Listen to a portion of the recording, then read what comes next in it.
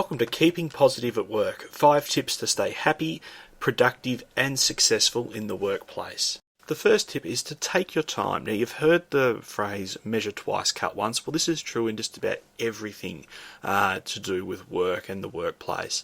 Now, I've worked in places before, and I know that if you're listening to this, you probably have too, where everything is urgent.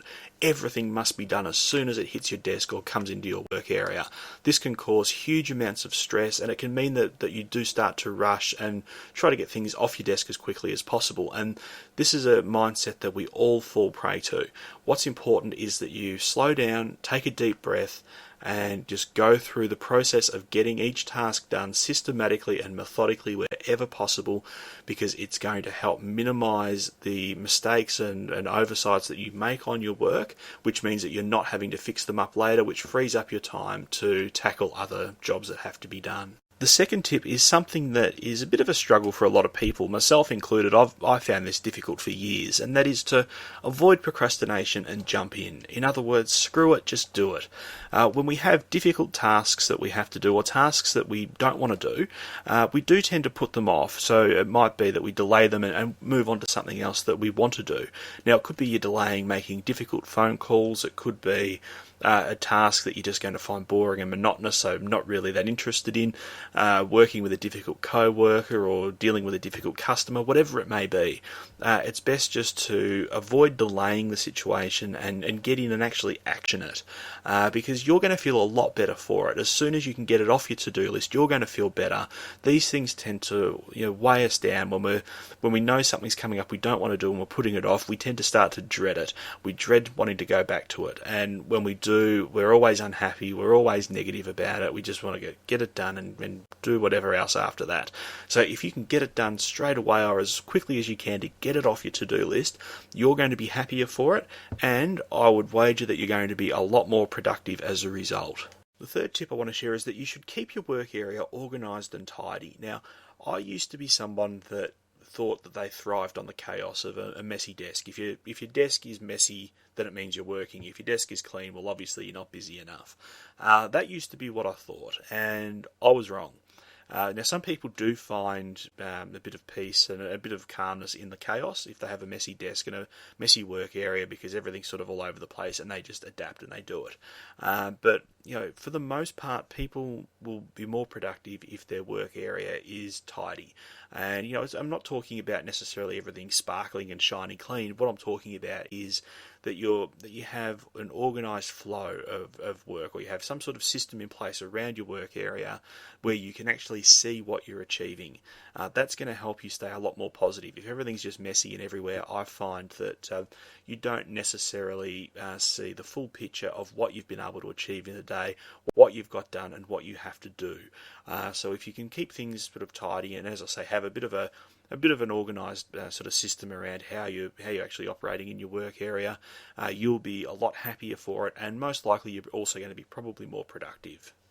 This next tip is fairly self-explanatory, I think, but so important in the workplace, and that is to make sure you celebrate success.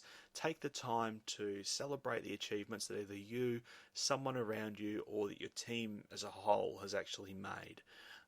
Make sure that you take the time to actually acknowledge people's contributions around you, and make sure that you're also making others aware of what you've been able to do. Now, don't go over the top with this and tell people every time that you've made a phone call or done something something that you do in the normal run of things. But whenever you've had a really good result, or whenever you've had something that you've worked really hard on and you've got the result you're looking for, make sure that you make people aware of it, because look, managers, team leaders, executives, whoever, they don't always see the contributions that people make, and it's no fault of theirs. It's just in the course of business, and depending on the size of the business, things can get missed. So make sure that you're prepared to acknowledge your own success, and make sure that you put your hand up and that you actually acknowledge the success of others around you as well. That's going to make a much better team environment, and it's also going to make you feel a lot more valued in the workplace as well, because your contributions will start to be noticed.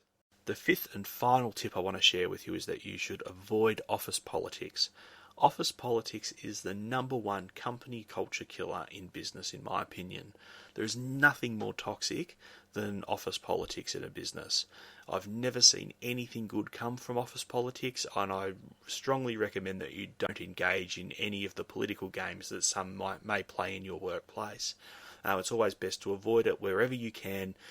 You're going to be a lot happier and more productive for it. All office politics do, in my experience, is they create a lot of division, angst and uncertainty and insecurity amongst the workforce, being yourself as an employee, and often result in a lack of morale, a lack of staff engagement, and a lack of overall productivity, which can also, in turn be harmful for your career as well and your actual progression opportunities. So it's best just to steer clear of it, leave the political games to Game of Thrones and House of Cards, and trust me, you'll be a lot happier for it. Being positive and happy in the workplace is going to be a contributing factor to your own career success and your enjoyment in what you do. So make sure that you always do what you can to stay as happy and positive as you can and reap the rewards as they come. Thanks very much for watching this video. I hope you found it useful. If you have, it'd be great if you could like this video just by clicking down below, and also subscribe to this channel for future videos on career tips and also resume writing and job search tips that will be coming soon. Thanks again for watching, and we'll see you next time.